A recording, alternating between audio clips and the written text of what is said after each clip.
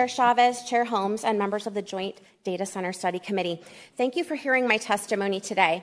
I am the president of Ohio Advocates for Medical Freedom. We are a nonprofit, all-volunteer organization that for the last 11 years has been advocating on behalf of Ohio citizens on the issues of informed consent, vaccine choice, and access to treatment options. We never imagined we would be testifying in front of a data center commission, but because of the level of outcry we have had from citizens, we are here today to address their top concerns. We have received reports from across the state that citizens are being denied the opportunity to participate in development discussions. They are seeing their city council members, as she mentioned, and zoning board members signing NDAs with the developers and completely bypassing the will of local citizens. When they express these concerns to legislators, they are told this should be a local decision. But is it? The Ohio legislature has actually aided in the diminishing of the say of local citizens by passing legislation which prevents members of the community from accessing information about data center plans and operations via public records request. The legislature also passed a law increasing the referendum signature percentage from 10% to 35%, making it more difficult for residents to push back against data centers in their area. Additionally, HB 126, which has passed the House and is awaiting a Senate vote, will give big businesses, including big tech and data centers, complete immunity from public nuisance lawsuits. This prevents local municipalities from suing to recoup taxpayer dollars or costs like sewer or water tower upgrades or other economic costs to the community that are not considered environmental impacts. These legislative actions prove that this body is willing to intervene in the local decision-making process. Unfortunately, these interventions benefited big tech rather than Ohio citizens. As a way to correct this, the state could require that any city, village, or township located within 5 miles of a proposed data center put it up for a vote on the ballot, just as they would for any local measure or levy. Let the data centers convince the citizens of their benefit to the community, rather than engaging in non-disclosure agreements with the city council and zoning boards who are not acting in the best interest of their constituents necessarily. The majority of currently operating data centers are not operating on a zero water cooling closed loop system. Closed loop is used kind of generally, as you guys discussed earlier. These are partial loop evaporation systems. These systems require the use of chemicals like PFAS, forever chemicals, and glycols, which do have known serious adverse events on humans and aquatic life. Neither of these chemicals are currently required to be monitored by the EPA, either at the state or the federal level, meaning these chemicals are, in fact, being discharged into public water systems like lakes, rivers, and streams, as the director of the EPA indicated in committee last week. The use of these chemicals is not Chinese propaganda. It is, in fact, documented practice in partial looped closed loop evaporation systems, as presented by our industrial hygienist and chemical expert witness, Stephen Petty. The only way to ensure new data centers will operate in a way that actually protects our water and air quality is for this body to pass a law, including penalties for violations, that will require all newly approved data centers to use zero water cooling closed loop systems in both the data center facility and the attached power facility, which also requires cooling system mechanisms for operations, as Patty mentioned. Existing data centers that operate using partial closed-loop evaporation systems should be required to add attached water treatment facilities within a reasonable time frame and meet water discharge standards for the chemicals used in their cooling system. The Ohio EPA must require and set strict water safety standards for the removal of PFAS, glycols, and any other chemicals that are being used in these cooling systems where the water will be discharged before that water can be discharged. Thirdly, noise pollution is another big concern for citizens. Studies have linked chronic background noise from these sites to poor cognition, reduced learning retention, and lowered reading comprehension in children living nearby. The proposed data center in Sunbury is situated 1 mile from a middle school. Data center noise can routinely be detected between 1 and 2.5 miles away from the facility, depending on the size. Subsonic and infrasound vibrations have been documented to ripple up to 5 miles. Noise pollution concerns can be partially addressed by the state also requiring data centers to use the best noise reduction mechanisms available. And again, if you have a citizen vote, that's obviously the best way to mitigate noise pollution because they can vote to have them outside of the 5 mile range. Fears of strain on the power grid and water supply are also a concern. These can be mitigated by the legislature requiring all new data centers to operate behind the meter, providing 100% of their own energy by using attached power facilities, and require the data centers, as I mentioned earlier, to use the zero water cooling closed-loop systems. The government exists to protect the life, liberty, and property of its citizenry. A recent Gallup poll shows that 70% of Americans do not want a data center in their community. The current data center ban petition exemplifies what happens when citizen concerns remain unaddressed by the legislature. Much like we've seen with vaccine mandates, the more the citizens feel they have something forced on them against their will, the more resistant they become. If the Ohio legislature wants Ohio to continue to be open for business for data centers, then the common sense state requirements I have mentioned today should be passed into law. Thank you. I'm happy to take questions. Thank you for your testimony. Committee, any questions? Co-Chair Chavez. Thank you, Mr. Chairman. Thank you for your testimony. I was interested when you said that citizens should vote on data centers within a 5-mile radius. Where do we draw the line? Does everyone have to apply for a vote? For every gas station, every pig farm, every school? Through the chair. The 70% polling rate is regarding data centers specifically. So I'm suggesting that data centers specifically be required to be a measure like a levy or anything else for a community for a data center located within 5 miles of that city, village, or township. So the radius would be within 5 miles, and it would be for any data center. Follow up. So we're not being fair to the industries. We're just saying data centers alone. Through the chair. The citizens are going to continue working to ban them if the legislative body doesn't take action to give them a voice.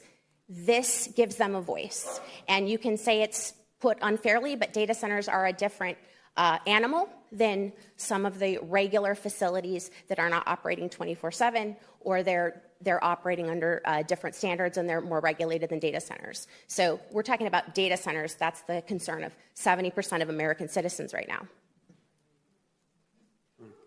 Okay, thank you. Okay, we don't. One question I wanted to ask was, do you have the source for that acoustic data? We'd appreciate having that. Through the chair, well, to the chair. Yes, well, I can get that for you, no problem. Okay. Seeing no further questions, thank you for your. Wait, I'm sorry, Senator Wilkin. Thank you, Chair. Thanks for being here and for your testimony. Just to follow up a little bit on my colleague, you said any data center that would be located next to within 5 miles of a village, municipality, or township? A village, city, or township, yes, sorry. Did I say municipality? I'm sorry, I misunderstood. Okay, sorry. City, that's fine. No, that's through the chair, sorry. Wouldn't every single data center ever built be located in a township?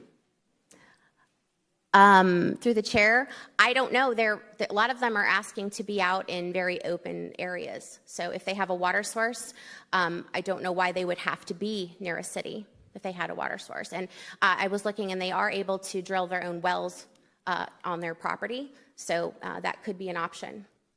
Okay. One more. Follow up. Thank you, Chair. Just to go back, you mentioned the water and the discharge and cited the testimony from the EPA last week, but also in their testimony, because I want to know about this, they also indicated they only have one discharge permit in the state for a data center currently.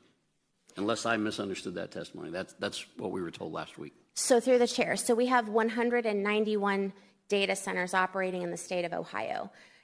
Is the Ohio EPA saying that only one data center in this entire state is operating on a partially closed loop evaporation system that needs to use discharge? Because I think maybe you could start by asking every single currently operating data center, what type of loop system are they using and how often do they discharge? I don't know how the EPA does the permitting. I think if there's one permit for 191 locations, that's interesting. That could be that the other 190 are dumping directly into our drinking water facilities, which are not currently removing those products, and so the citizenry are drinking that water. I would ask the EPA if they feel comfortable drinking the discharge water. If they do, I mean, maybe everything's a go.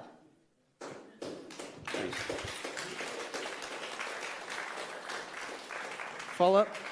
All right, and we'll try to, Chair Chavez. I just want to make sure folks are hearing the right, and please keep your reactions. Let's have some decorum in here, okay? I just want to make sure folks are not being scared unnecessarily. There's no, to Senator Wilkins' question, there's only one that's not discharging into a wastewater treatment facility. They're not discharging into drinking facilities. People are not drinking discharged water. These are going into wastewater treatment facilities, 190 out of 191 or whatever numbers you're using. Okay, so let's just make sure that we're not saying things that are inaccurate. Through the chair, those facilities do or do not go through a cleaning process that then go back into the drinking water. Follow up? I would hope every wastewater facility treats their water. So I'm not testifying here. I just want to make sure that the folks that are testifying are giving relevant and accurate information. Through the chair, I agree. Do you guys have that relevant and accurate information available to you? Have you asked for that yet? Yeah, we understand. We understand. Okay. Thank you. But this. Yeah, don't clap, guys. I appreciate it, but thank you. All right.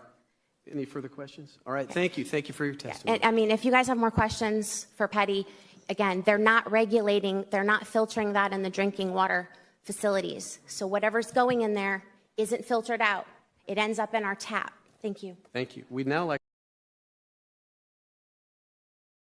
Or the public narrative that's out there right now is that the Ohio EPA was considering allowing the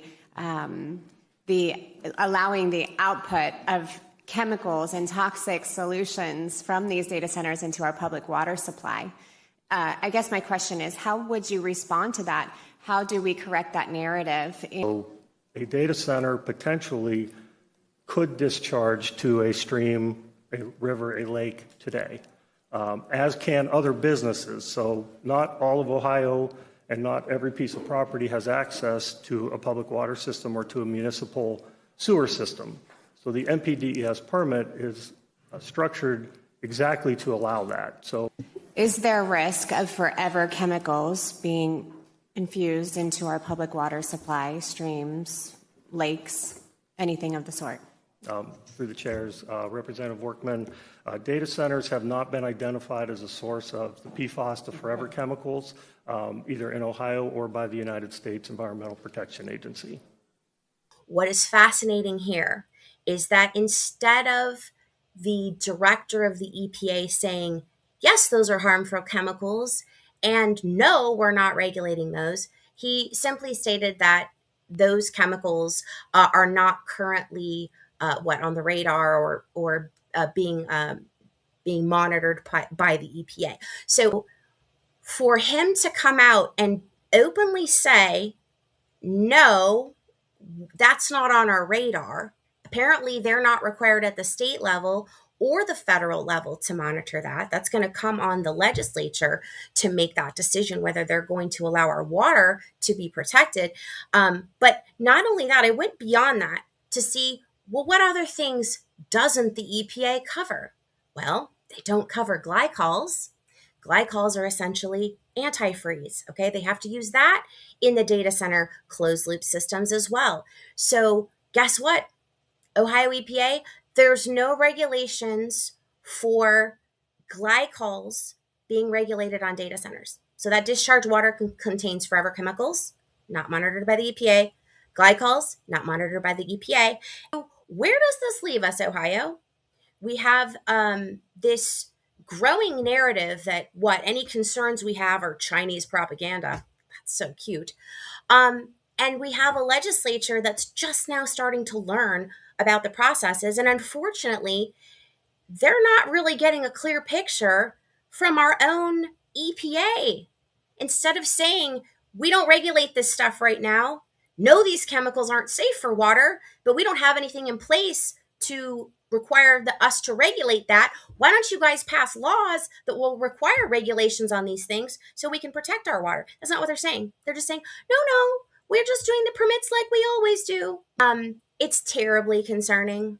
I wanted to address those two questions from Representative Workman because I thought That was very upsetting the way that was handled.